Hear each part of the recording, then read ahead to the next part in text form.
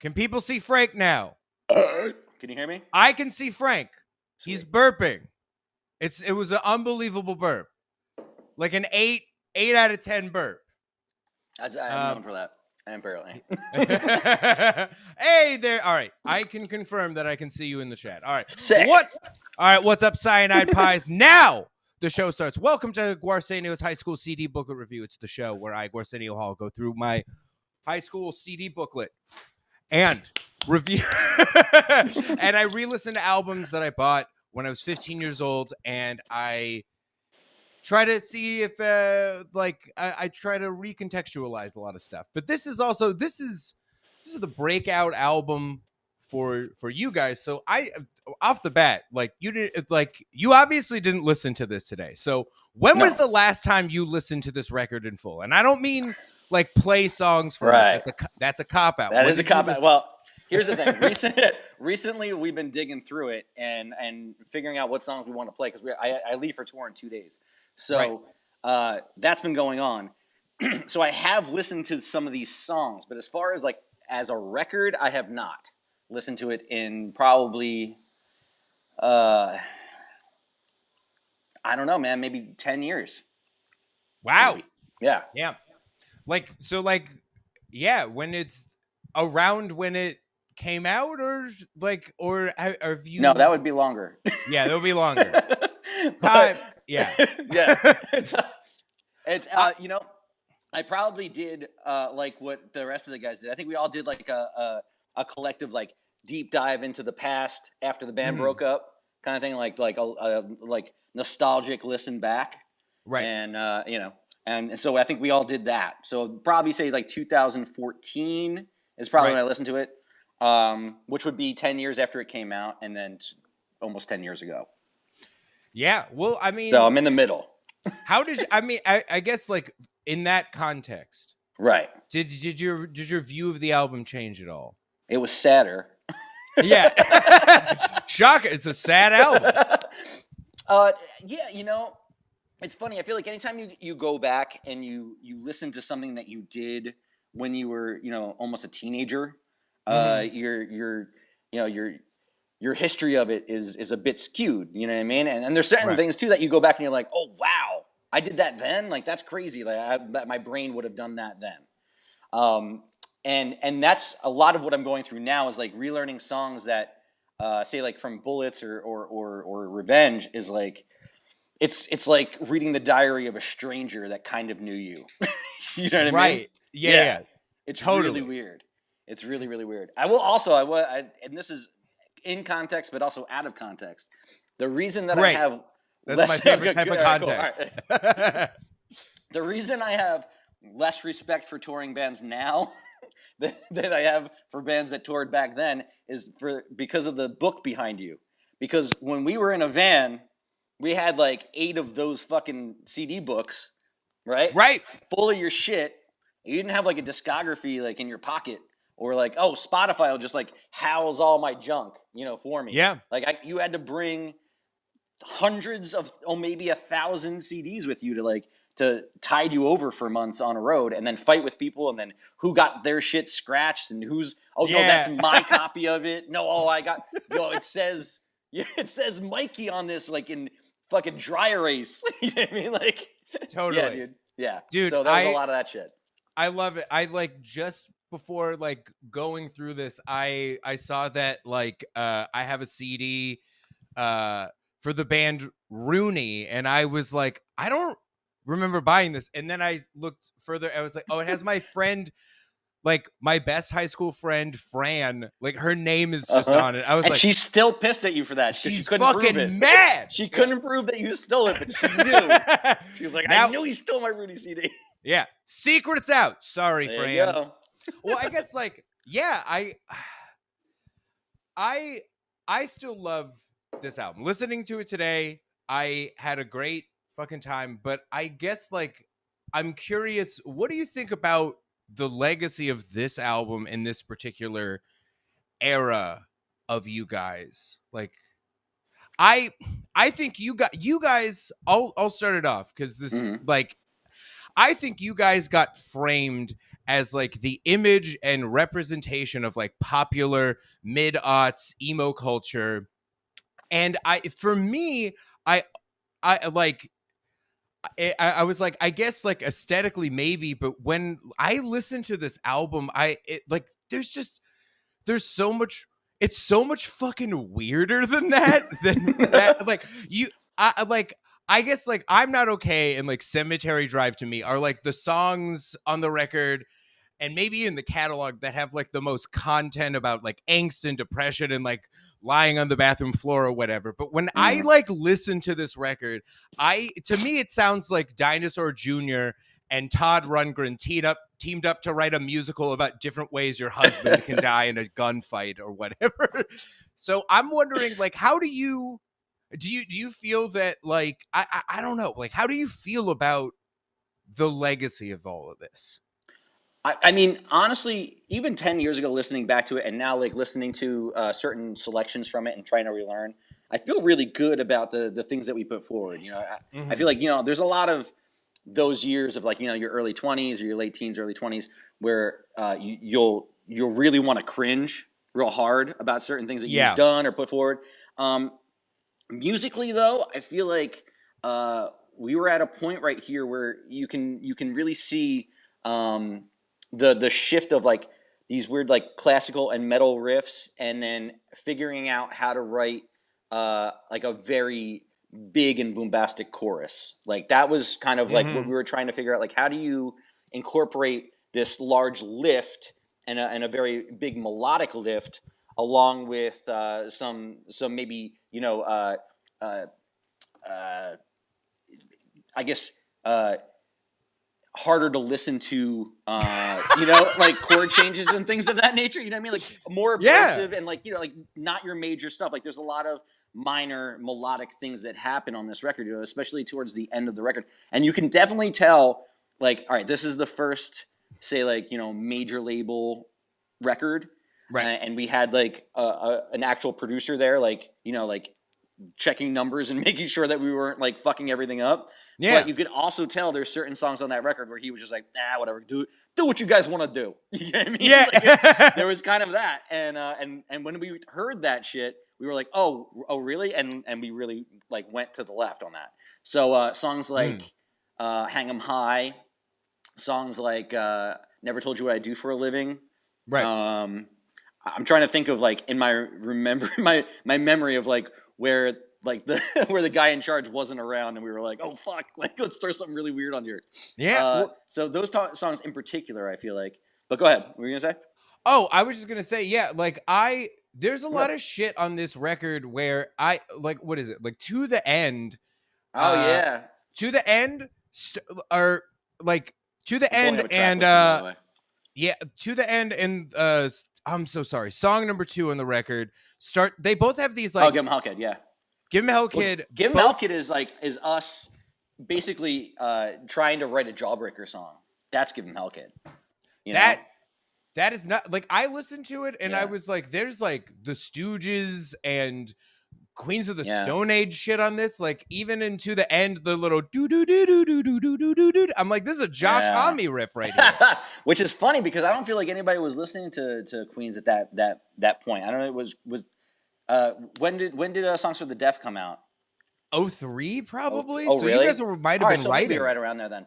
But like that riff was a mistake. I fell into that riff and that's when this was funny. I remember this moment like it was yesterday where I started playing that repetitious riff that kind of ends. It doesn't end on your 4. You know what I mean? It kind of like dances around the time count. And I wrote that, and Ray was like, "No, it's wrong." And I was like, "Oh no, I know that it's incorrect, but listen to where I'm ending." And he was like, "Oh wait, that's amazing. That makes me do this." And then he just started to detune his guitar as we were playing, and then did this fucking ridiculous like pull off fucking tapping solo. And I was like, "Oh yeah, right, exactly. That's what I meant." Yeah, totally, exactly. man. Totally. I love shit like that, and he's amazing like that. Yeah. Well, that answers one of my questions was, which ear are you? Yeah, it changes. It changes. In choruses, I might be on your right, but for the most part, Ray will be right, I'll be left. And then choruses, if it's a main like melodic line, then that's usually me, and then that's usually switches over. Why? I was gonna say I listened to this album like twice today, and there were parts where I'm like, the panning on the guitar, it's just there, it flying all over the place, centered, like it was really nuts. The mixing is really fun. Yes, on this, there's some weird shit on there. There's some weird shit, and you're right. It is raw. The rawness and the the rawness comes through, and it's very funny to hear, like, with all the painting and everything. I'm like, clearly a guy came in and was just like, all right, we gotta clean some of the. You guys got a lot of fucking ideas. Very much so. I think that happens though a lot, like in the where we came from, like East Coast, like punk rock scene, and being like hardcore metal kids, like that's the shit that we love, but we weren't writing it. Right. Like the hardest part was editing down, like, all right, just because you wrote it doesn't mean it needs to be in the song. You know what I mean? Mm-hmm. So combing through that, and that's always been the hardest, I think, lesson to learn in any band I've ever been in. Right. So there's certain things that you'll hit on that you're like, oh well, this definitely is a linchpin or something like that needs to be heard in the song. It'd be a shame if this got edited out. You know what I mean? But then when you get into the room with an actual producer, somebody that's been around the block and knows, like songwriting 101 and different critiques like that. Like, back then in 2004, if you're writing a song that has a melody and you want to have it played on the radio, there's certain things that you need to try to shoot for and do within a certain amount of time. You know what I mean? Now it doesn't seem to matter like that anymore. It's awesome. You know what I mean? And that the funniest thing about that is, like, the first like #1 single we ever had as a band is the last song we just put out, which is 6 minutes long.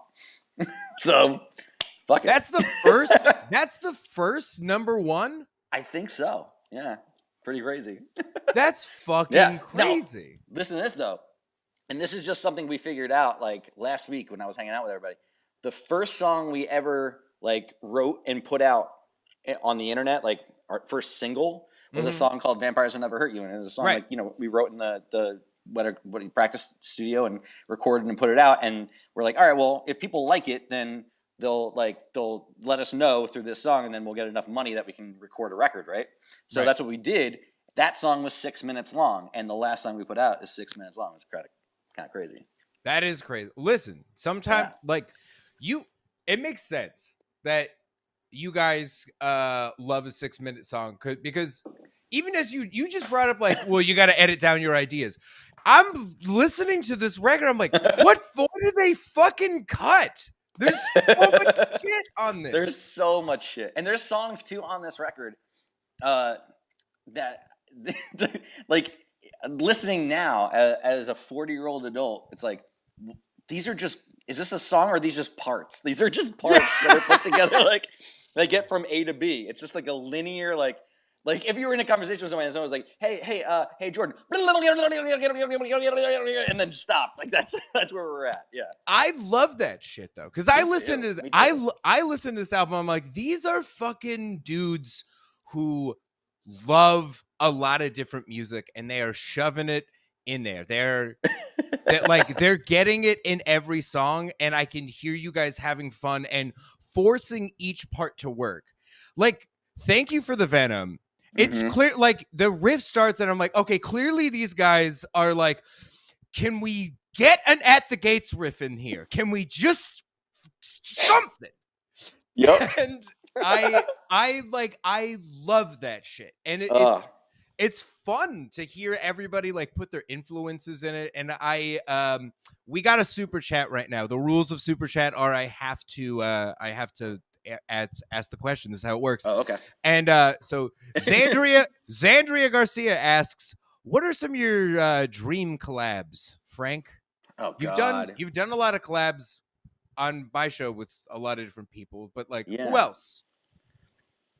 That's a good question. It's weird. I normally wasn't always like, oh, I want to collab with this person. Like I think the scariest thing to me was like when somebody would call me up and be like, hey man, want to get together and jam? And be like, oh, that sounds fucking terrible. I don't do what I that. mean? Like, I No don't want to do that. jamming. Yeah.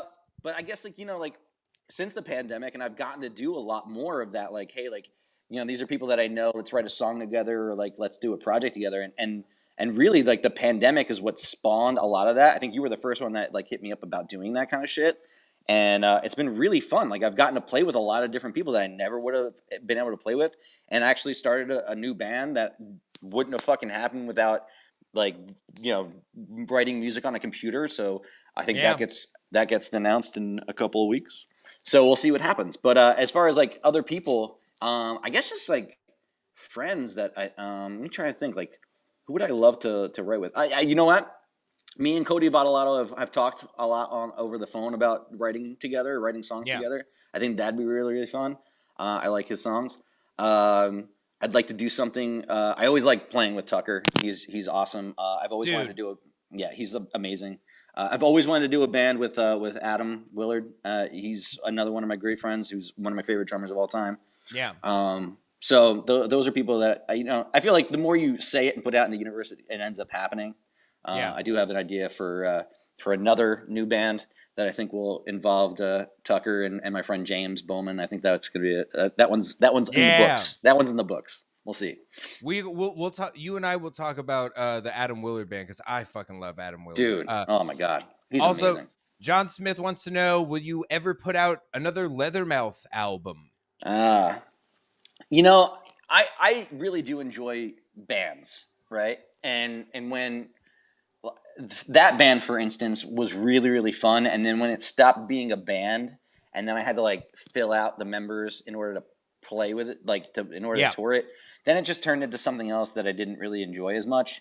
And so the answer to that question is probably not because of that, but not that I wouldn't want to do that type of music again, or take on the role of being like a frontman singer. I think that would be really fun. So possibly for that. Yeah. All right. Julian, I gotta ask about. I might have a conversation with you after this episode is over, because I think you sent us way too much money. But anyway, what is your favorite song to perform from Revenge and like from this era? Yeah. Well, it's funny. I pulled up the track listing now because I know we're talking about it. So I'm looking through this, and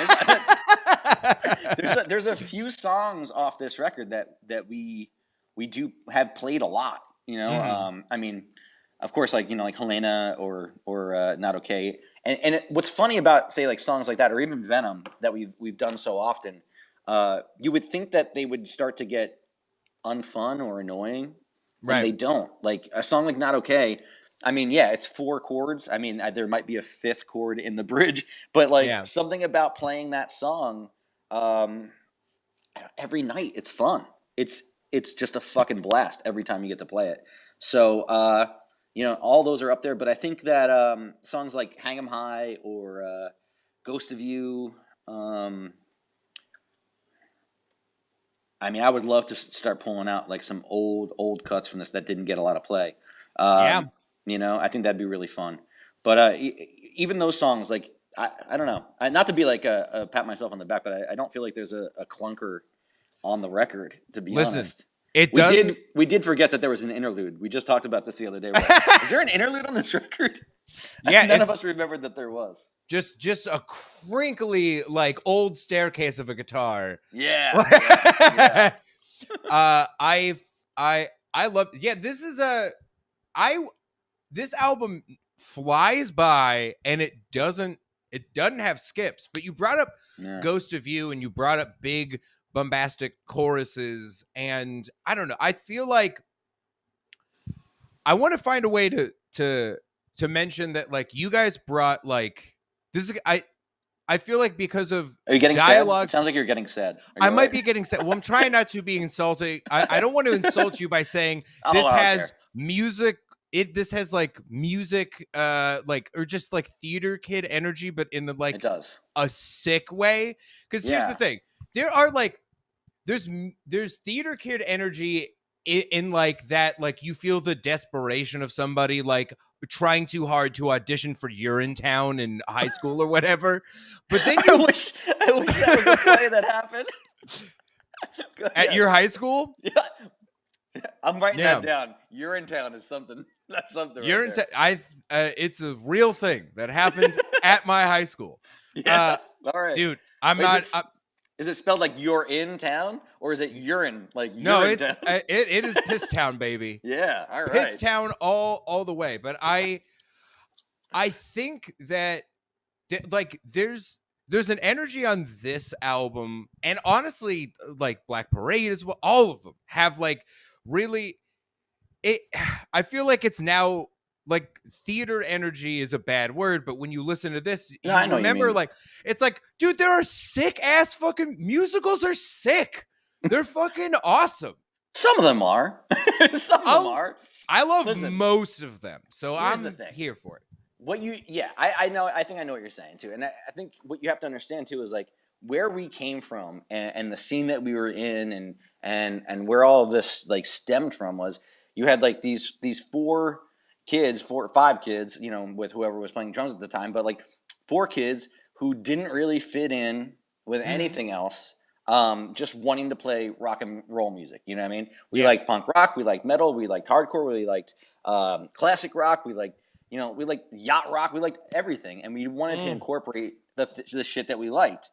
Now, you know, to get up there and to be the odd man out, and you know, to be yelled at and called, you know, this name or that name, and I mean, you need to have this inner strength and this theater energy where you just want to get up there and fucking let it go, you know. And I mean, we were playing VFW halls or like really shit bars, and G had like makeup on and was doing like, you know, like flamboyant moves up there, and it was like I'm trying to channel my inner Morrissey. I'm trying to channel my inner Blur, my you know, my Britpop tendencies and things of that nature, and it was all coming together into this thing. Now, whether there was kids in the back of the room that were like, oh, wow, I've been waiting for something like this, or there was kids in the back room like, oh, I can't be seen liking something like this. There was all of that, you know what I mean?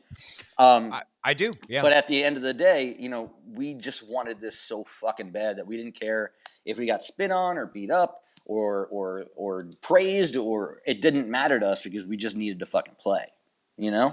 Yeah, man. So you have that. And you had it really early fucking on, dude. Like it was like, that was the first time. I remember the first time seeing them. Like they played 11 shows before I joined the band. Right. And the first show was in Ewing Township, Trenton, New Jersey. Right. My cousin put the show on. My band played. Cousin booking. Great. My cousin had like this like, he was like a street punk band called Mile 75. My band played and my Ken played. And there may have been another one, but that was about it. And I remember like, just when they started, the first song I think was like Skylines and Turnstiles. And it was just like something happened. Right.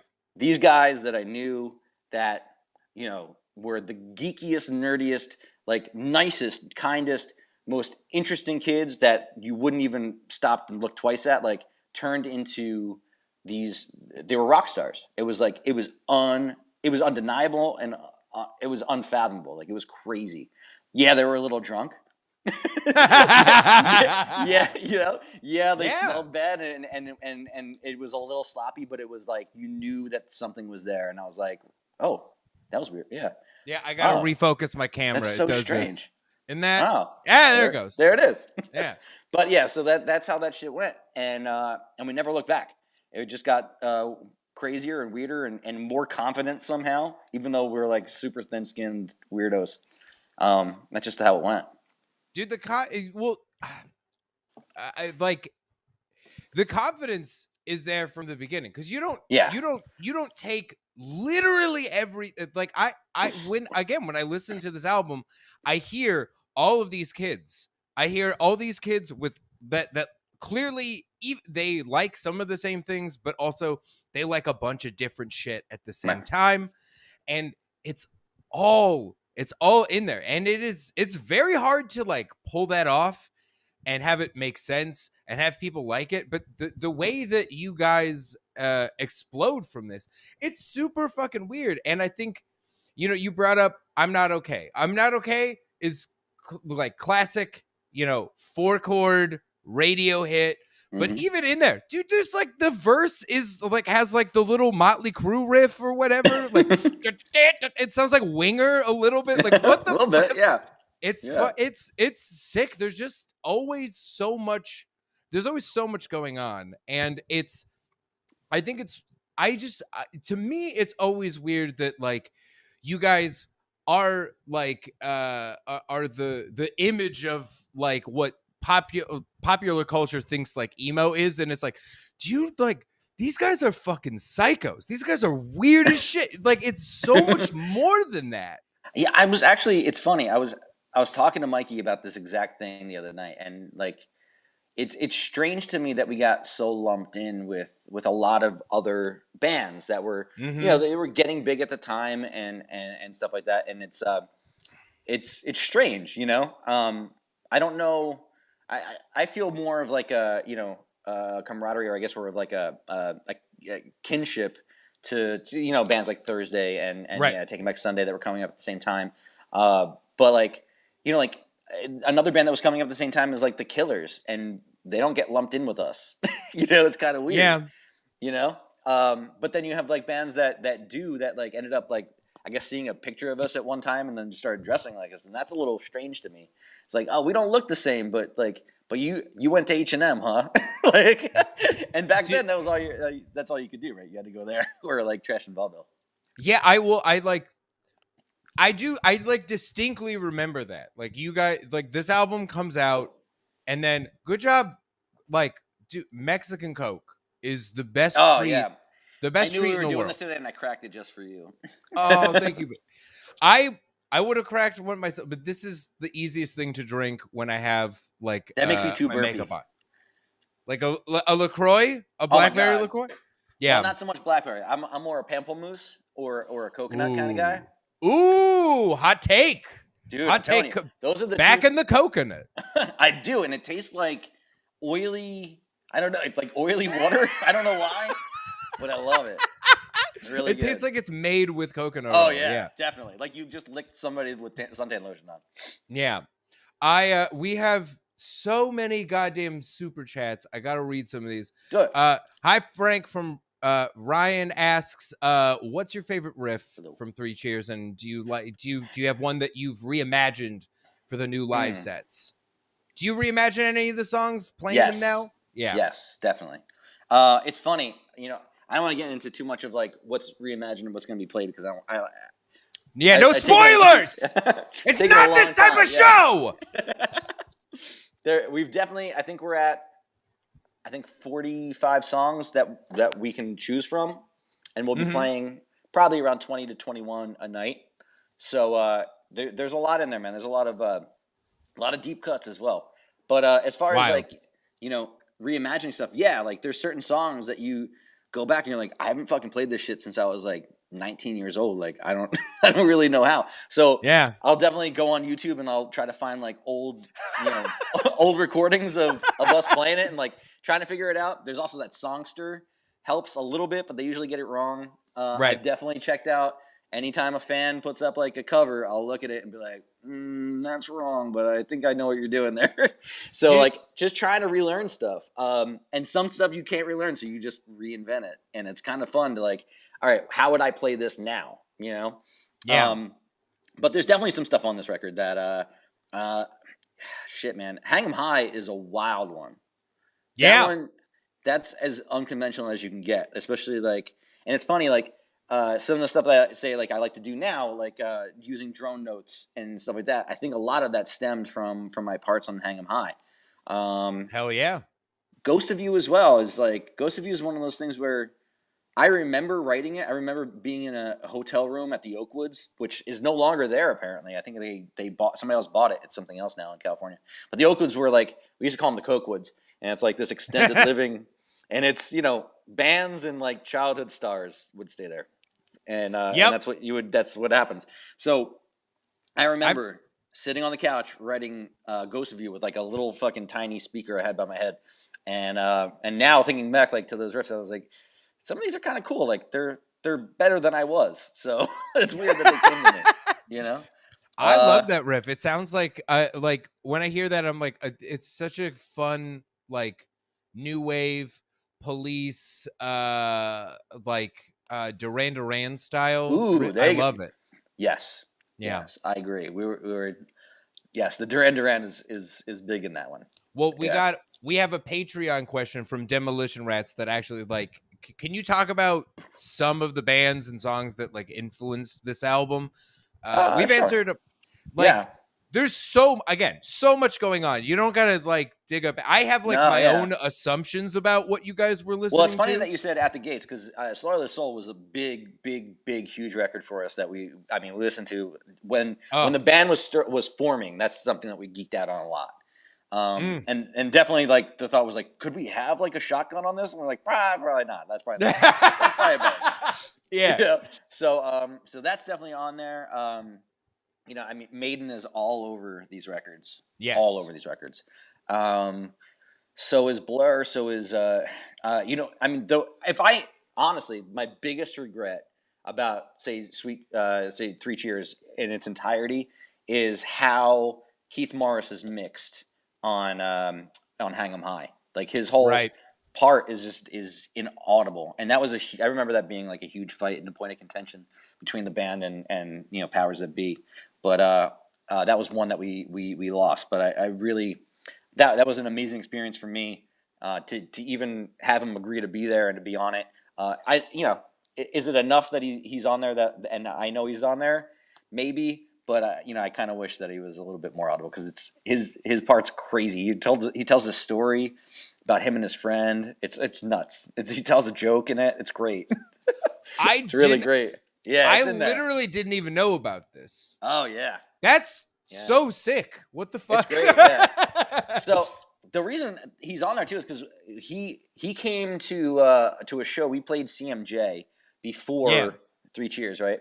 And he was working for was it Death Row Rockstars or 4AG or something like that, or one of those labels at the time. And and he had come out and wanted to see the band, and he was A&Ring there. And I was like, oh my God, like, Keith, holy shit, like, I love you. Like I love your work. Like all of your bands are, you're huge influence on me. Like, yeah. Get him. I tried not to, but then fast forward, we get to LA and we're staying at the Oakwoods, and there's that gas station. So like, you go up to 101, like you take that one street to go to the Oakwoods, and you go this way. I think it's like Ventura or something like that. There's a gas station right here, and it used to be like a bar next to it called the Casting Couch. And so after a long night of whatever the hell we were doing, we ended up going to this gas station to get snacks. Yeah. And I was not in the frame of mind to meet anybody, let alone to run into Keith. And Keith is in there, I'm sure, just trying to either pay for gas or like get gum or something. And I cornered him into a corner. Like literally, I was like, oh my God, it's crazy. Yeah, I'll literally like in him. I was almost inside of him. and jump into his mouth. Yeah. I'm trying to get like a lion. And I was like, listen, it's crazy that you're here. I'm gonna have a nervous breakdown. So basically, I just said, like we're here recording, and you have to come. You have to come. Like, so he wasn't. I didn't allow him to leave without giving me his phone number. So he gave me his phone number. I called him. It was his real number. Yeah. And he was like, yeah, I'll come and sing, but you have to get me Chinese food. And I was like, okay. So I ordered a shit ton of Chinese food, and he did the vocals, and then he just told me stories, and we just talked for like hours in the little kitchenette there, and it was amazing. It was amazing. He's a great dude. Oh, what a dude! That's he probably never wants to see me again. By the way, he probably would like never again. Did he even like? Was he aware of who you guys were, or he's like, I just like that kid bought me Chinese food. I don't know what's going on. Is he like aware that he's like on there's like a Warner Brothers fucking album? Maybe, I don't know. That's so funny. You would have to ask Keith. Yeah. I'll try. One day I'll try. If I see him at the gas station, I'll let you know.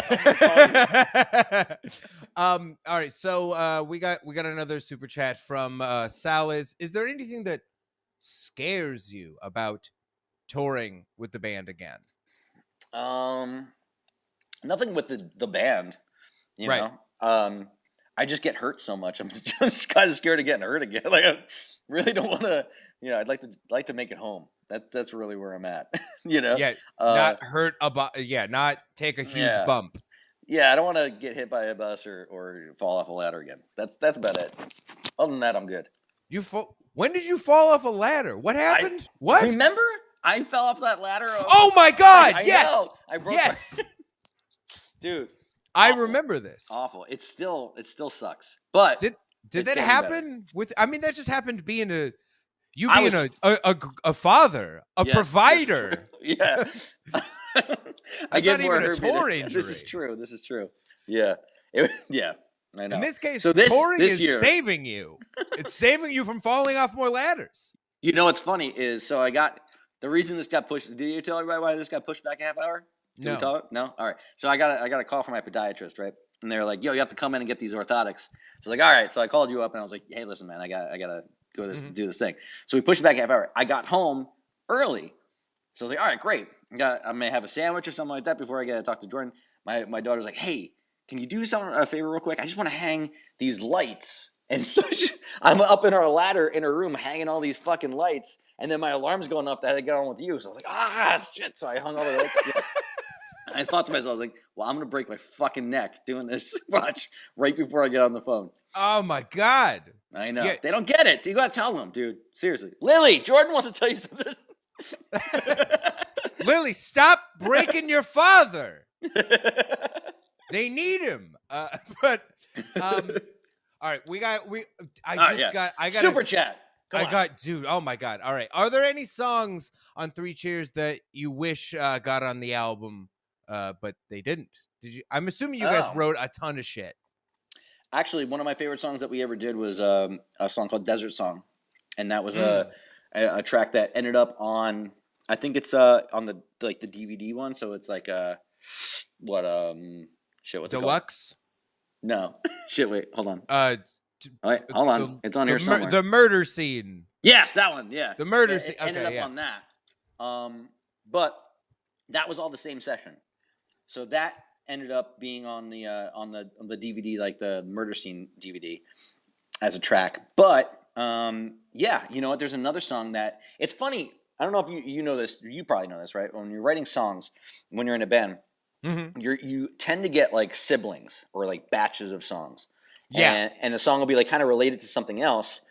And in this case, we had written "Thank You for the Venom," and we wrote a song called "Bury Me in Black."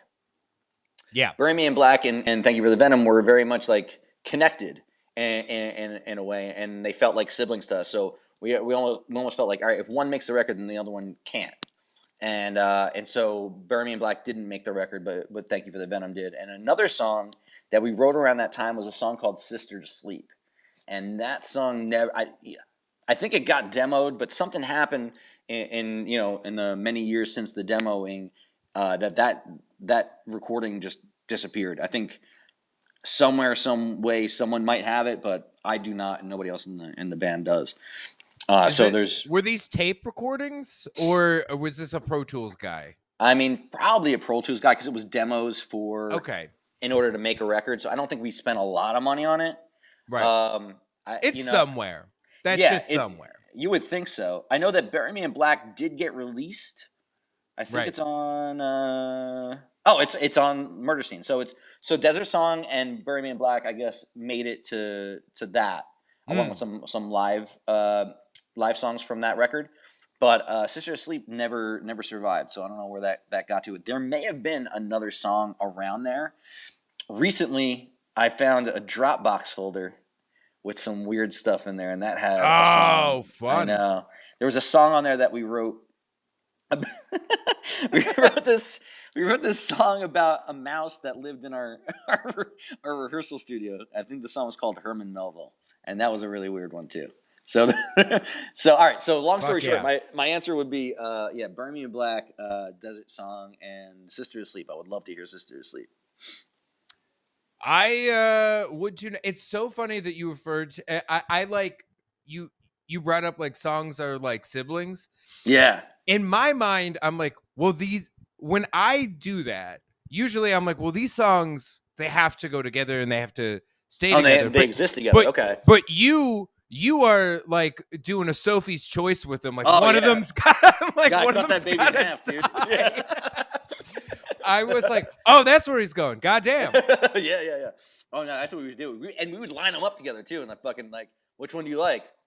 Shot the other one right in front of everybody. Yep, 100%. I was like, I was like, oh, that got a lot darker than I thought. I thought you were gonna try to keep. I thought you were gonna like do it like rescue dogs. Like they gotta stay together. You can't break them up. Not here, man. Not here. Oh my god, brutal. We're cutthroat about that shit. Yeah, we are.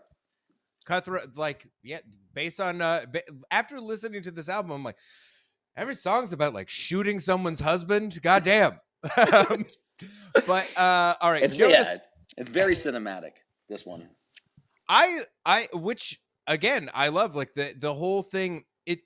Were you guys like Grand Guignol nerds at all? I talked about that in like an older episode of this, because I've done the other two. I did I'm so sorry. Your first one? Oh, Bullets and Black Parade. I've done on this, and I was like, I just listening to it, I was like, it's so cinematic and theatrical and like violent. I was like, yeah, these are like, I was wondering, I'm like, how deep are you guys? Like, is anyone like an actual theater person in this, or not so much theater? But I think Ray was into directing. I think he was going to go to film school at some point. Fuck yeah. Okay. Yeah. Yeah. Toro's got he's got an Alfred Hitchcock tattoo. That was his first tattoo, and it's just like yeah. So it just looks like tits, dude. It just looks like tits. That's great. The shadow, yeah. The ghost of boobs. All right. Jonas R wants to know, one time he like his girlfriend like he wore like a marching band drummer jacket to your show, and his girlfriend was telling him to throw it on the stage for you guys to put on. And his question is, if he did that, would it have worked? You probably just better just keep that, man. That's yours. Don't be throwing anything at anyone on stage. Yeah. Don't do that. Yeah, I got in trouble for saying that at one point, where it's like, you gotta understand, like, like we have stuff, like if you want to hand me like a letter or like a note or something, you can do that later. But like if you throw something at us, that's just, at that point it just becomes garbage. You know what I mean? Like, and then it's up there and someone trips on it or something like that. So it ends up just kind of becoming trash at that point. But if you're there, that we know that you're there because you like it. You don't have to give me your jacket. It's all right. Don't keep your jacket. Like, it's cool, man. Yeah. If you guys took photos in the you guys have jackets. We have them. That's cool. Yeah. It's cool. Yeah. So rule of thumb: don't be just don't throw any shit. Don't throw anything, please. Thank you, guys. All right. We got. I'm gonna try to. We got like 10 more minutes, so I'm gonna get into some of these Patreon questions. Okay. All right. This I love. Kristen Knight asks, which song off this album would you think would make the best lip sync on RuPaul's Drag Race? Oh my. Have you watched? Do you watch the show at all? I don't, but I know that G was on. He'd done like an episode. I think there was like a special thing where like a young person was on there, and I think they were like a fan, and he did like a message for them. I saw that. I thought that was really cool. But other than that, I haven't seen many others. Are you like a reality TV person in any way? No is a fine answer. Yeah, not really. Like, me neither. Yeah, I'm not. My wife, like, we'll watch some stuff, and it's all crying. Everybody's crying. Like, everybody's just fucking crying all the time. Like, all the time. Fuck, dude, they're always crying. I don't know. I can't deal with that shit. It's a lot of stage crying. And here's the thing about RuPaul is like it has some, like, it's the best reality show, because if you love reality show, it'll become the best one you've ever seen. Okay. And if you don't like reality shows, like, you will like this one, because it's not like it's not everybody coming together to just like get in fights with each other at dinner or whatever. Like, there's the drama, but then you have to watch people literally be good at so many different things. Like they have Ah. to, they show up, they have to like be good at stand-up comedy and acting, and they have to sew their own look and like put together Oh, like a whole geez. fucking idea. It's just like genuinely you watch it and you are like, these are the most impressive entertainers of all time. They are good. They have to be good at everything. That's crazy. And it's See, almost not that's fair. the shit that I do like. I love when someone's really good at a craft. Totally. Like that shit I really enjoy. Like one time I was on an airplane recently and I watched this documentary. It was called Place or Setting or Dish or something like that. And it's about like place setting. Somebody that just like goes and yes, and I've heard of this. Yeah. Yes. It was fucking wild, man. I never like even knew that was a thing, but I got really into it because like it was like these people are like so invested in this one element, you know what I mean? And they're good at it. And I don't know. It was something that I just never knew anything about. So that was really interesting. So that does sound interesting to me. Like I feel like I back it whenever somebody's really good at a craft or something creative. Right. And takes pride in it, you know? I don't know how the show's watched anymore, but I'll recommend you like a season of just like there's like one cry. You're gonna have to watch one cry, but the rest of it is just like it's even they say it on the season. They're literally like, this is the best season of the show ever. And even RuPaul is like, yeah, it is. This is the best season we're ever gonna do. Oh wow. And you'll probably have a really good time because it's just a lot of talented motherfuckers. It's really crazy. I like that. I'll try anything twice. I'll try that. But yeah, what song do you think would make like a fun like drag queen lip sync? I think the danciest song is To the End, right? It has the most vibe to it, so maybe To the End. Yeah, it's got like a little bit, right? Yeah. Is that how they're dancing on RuPaul's Drag Race? Fuck no, that's not. Baby. Hello, my darling. That's what I would do. Sometimes Yeah, there's vaudeville shit. You never like. It's not all a Katy Perry lip sync. They do some weird shit. It's fucking weird. I think you'll appreciate some of it. I'm gonna try to blast through some of these. There's so much shit. All right, let's do quick. I'll hit you. All right. This album is from Britt Mullen. This album is the definition of all killer, no filler. But years later, would you want to revisit anything? Like, would you want to like tweak stuff now? Like, I said, the mix on that to just bring up Keith, I think, and I would. Yeah. If I had to bring one song back in, I think it would be Desert Song because it's like I think it might be one of my favorite songs we've ever done. I think my favorite songs we've ever done are Desert Song and Cancer, so that would be in there somewhere. Yeah, hell yeah. Desert Sun is also on the Murder Scene. Desert Song is on. It's on Life on the Murder Scene. Are you gonna play? Have you played that live ever, or would you? Or is it kind of like a folks might not know what the fuck this is? It's possible. You know, I will say this though. At this point in our lives, we're doing a lot of shit just for us, so that's kind of fun. Yeah, here I want to talk with you about the way that you put together this tour because the lineup. Was it hard to convince with my dumb show is like get different musicians to hang? The fact that you and Jamie Josta are on one song, goal. That's what I'm trying to do. But with this show, like you're gonna introduce people to Soul Glow and shit. That's awesome. I hope so. I really do. You know, and I think it's all a win. You know, I mean, it's like we get to play with these bands that we really dig and that we listen to. Yeah. And people that also listen to the stuff that we listen to and like are going to be psyched. And the people that don't know these bands, I think they're going to be psyched too because they're going to get to see a lot of bands that maybe they haven't heard of, and that's really awesome. You know, I've gotten that. I think that was the number one text I got. Maybe even more so than get on the guest list was like I sent you one of those. Yes, you did. Yeah, and that's the thing, man. It's like people that I know are like super excited. Like, I can't believe you got this band on the bill, or I can't believe you're gonna do this. And I'm sure the people that had to make the flyers were a little bit upset, but because there's so many different incarnations here. But I am very, very excited, and and thrilled and flattered that a lot of these bands said yes immediately to do them. Yeah, totally. Did you have to?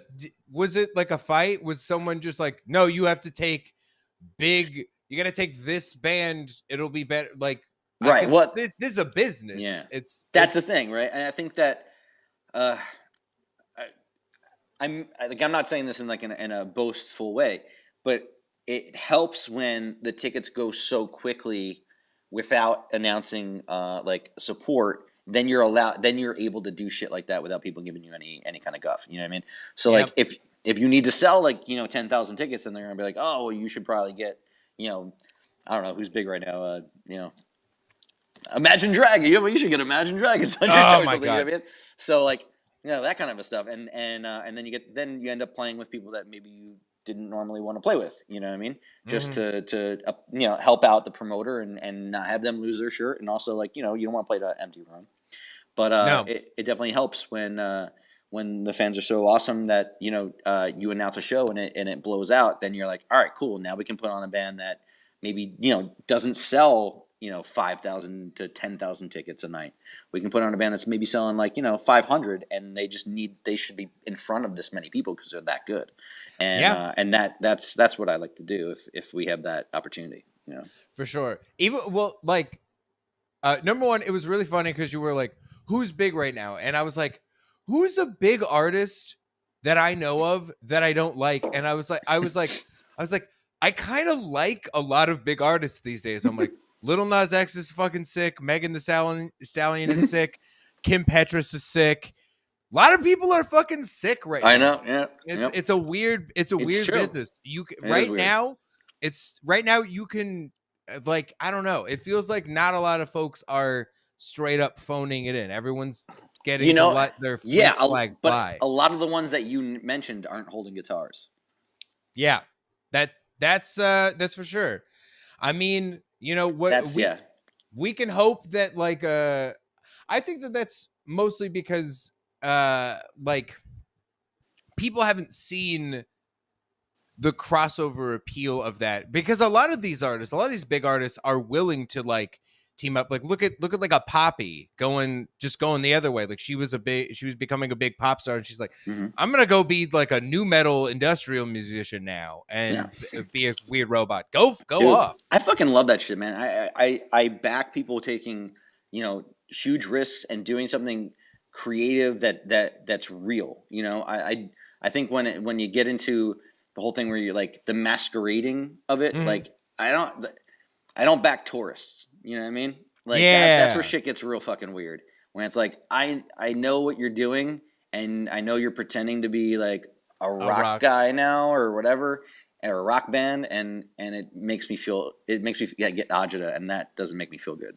You know what I mean?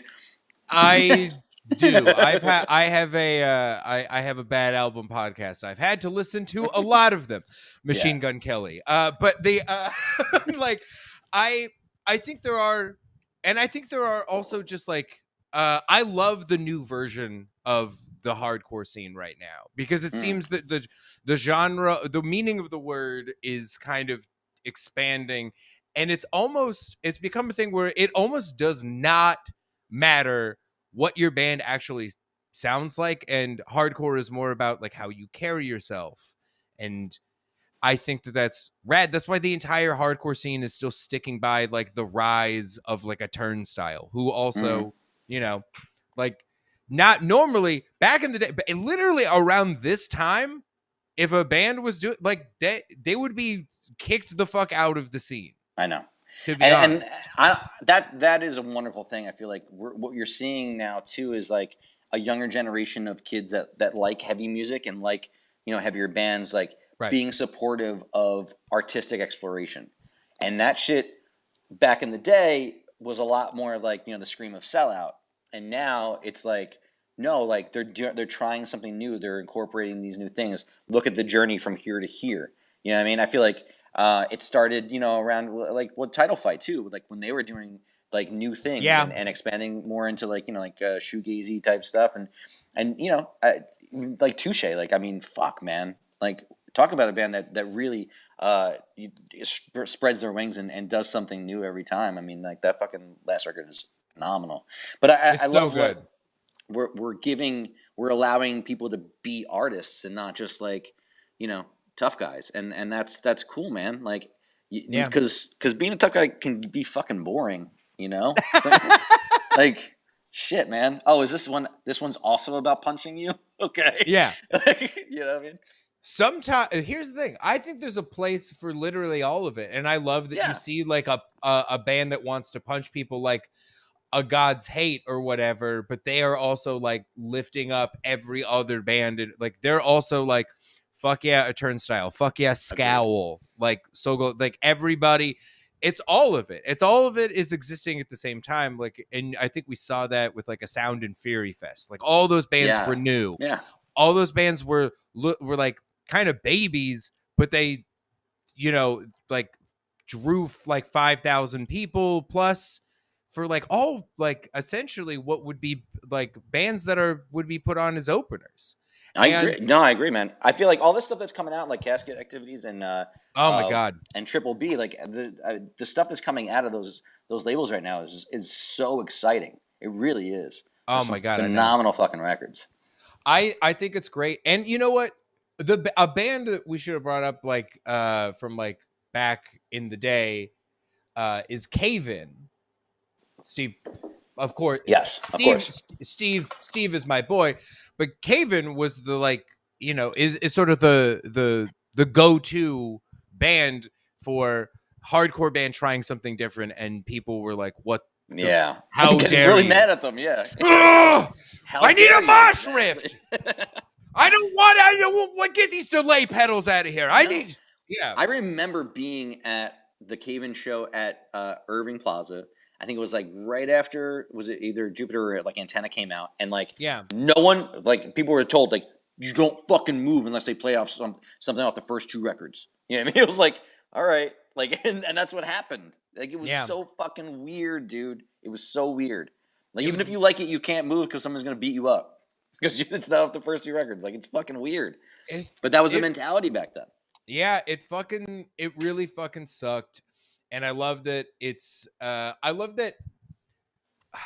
think that there's a lot of just great shit about hardcore, and even being that intense in a way that isn't gatekeeping. But I love that the genre and sounds of things do not matter anymore. Right. And that I think that that's fucking awesome. And I think we're gonna see a lot of great.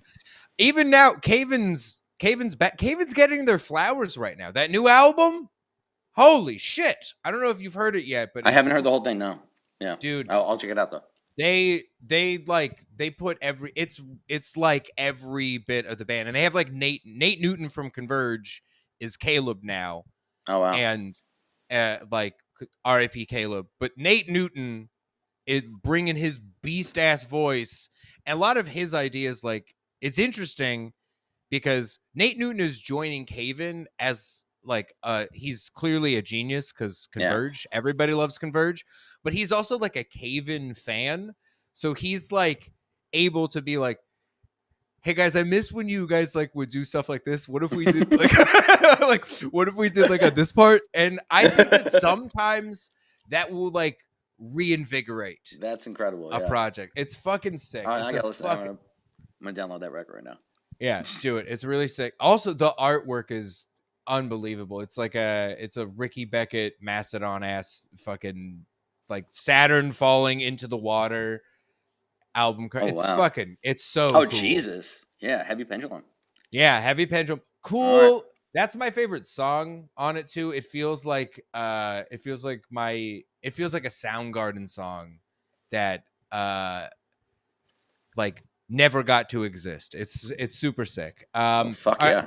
I'm gonna do two more questions. AM writer, I'm sorry, it's not gonna be about building a robot version of MCR in a video game, Forbidden West. I don't even know what that is, but I probably not. It's not gonna be that one. All right. This is from Kat Hardy. Thank you for being a patron, Kat. We know the concept of Three Cheers, and I first saw the the iconic revenge era outfits and aesthetic in the Helena video. When it was decided that this was the general look for the band and that it would be kind of a reoccurring stage look, like do you remember when you guys decided like this is the thing, this is what we're going with? No. No. Yeah, I think everybody thinks that like it's funny how uncalculated a lot of this shit was, and it just kind of started to happen in a very organic way. Yeah. I think that for most of Bullets, we were just dressed like how we would unload the van, and then we got up on stage and played.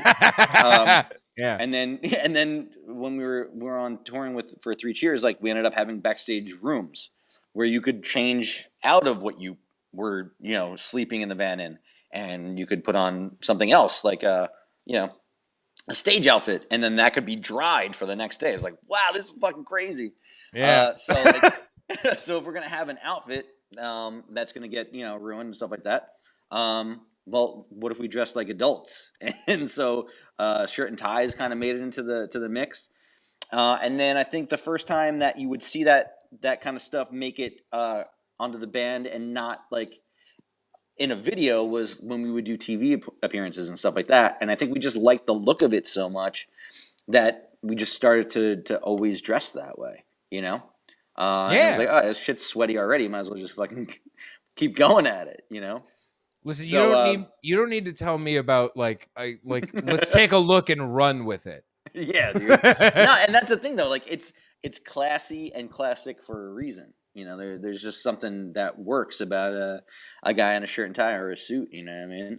And the juxtaposition of playing like dingy punk rock and being covered in blood and doing that, like just something about it always worked for us. You know what I mean? It's very totally Reservoir Dogs. It's very it's classy and it worked. Sam Hain. It's very yeah. Come on. Yeah. It's Initium all the way. Absolutely. And I don't know. Yeah, it just sometimes this shit looks fucking sick, and it looks so sick that Green Day takes your idea. When you're building the show, are you gonna like visually represent like each era of the band as you play all these songs, or are you just kind of mixing it all together and doing a whole new thing?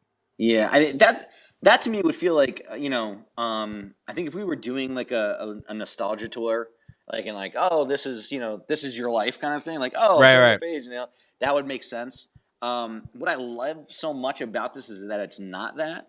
Yeah, hell yeah. And I wasn't sure, like like when we started playing shows again, we Gerard was really good about like asking the crowd, like, all right, so how many of you have seen the band before?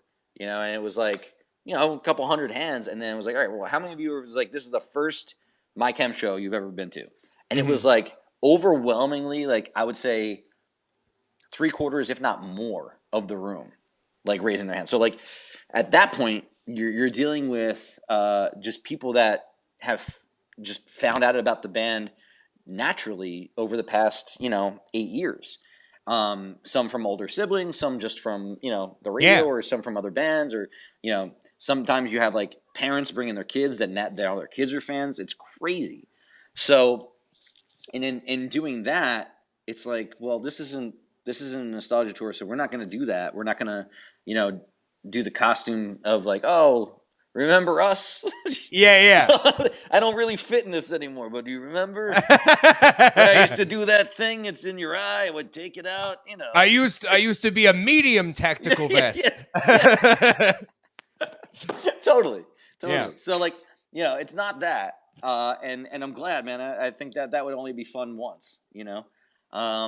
So now I think it's about, all right, let's be the band. Let's be the band again. Let's be a band again, and let's learn some of our songs, and let's learn the ones that we want to play. Maybe some of the ones that we think other people would want to hear, and how would we play them now if we were to write those songs now? So I love that. Yeah, it's been really, really fun, and I think when you do that, when you change up the set as much as we've been changing it up. I had this conversation because it's funny. Like when you're on tour for a long period of time, you end up being the best at those songs Right. that you ever were, but you become an awful musician because you're not using that part of your brain. You're just playing the same thing, and it's just muscle memory. It's not Right. not writing. You know, it's It's not not creative. right. Totally. So, but when you change it up as much as we've been doing and taking different takes on songs, then you're not only good at the songs, but you're good at playing your instrument again, and that feels really awesome. So, so in doing that, I think that it's just it's fun on a different level for us. Yeah. You know what I mean? It's not just going through the motions. It's fucking it's playing together and trying to hit different things together and impress each other kind of thing. It's kind of fun like that. Totally. Well, like, I mean, I think that's I think we're seeing a lot of that in the way that people. I love that you guys are doing this as like a live version of it, but I love that that's sort of like the idea of like, re-releasing an album has become like a thing, like kind of like integrity, Hmm. like how like Dwid was like kind of want to redo some stuff on Systems Overload and Tomorrow, whatever. He's like Aaron has solos that we hit mute on. I want to put him back in.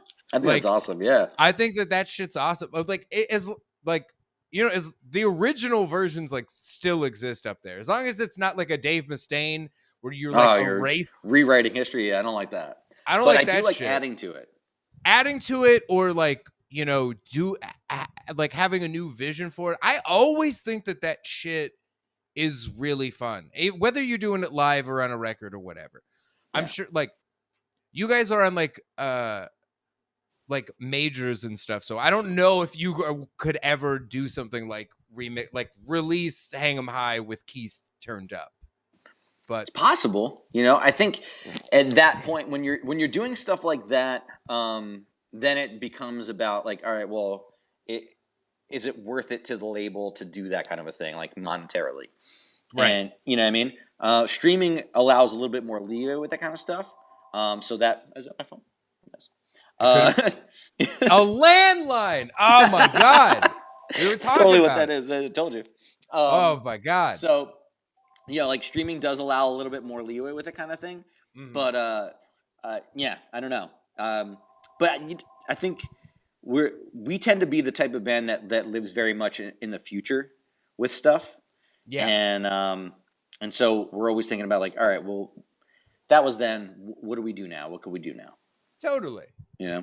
Well, dude, I'm so excited to see where you guys Thank you, go man. from here. I'm so excited to see you guys again, and that it's after this conversation. I'm like, these guys, they're doing it for the right reason. You guys are having a lot of fun. Thank you for Yeah. talking about this motherfucking album with me. I love this album. I'm glad you have like such a fond memory. Such I a do. yeah, Yeah. Here's the thing. I mean, you have to understand the mindset, right? So, 2004, we probably wrote it and we're recording it around 2003 ish, right? So, yeah. I'm like 21, 22 in LA, living at the Oakwoods.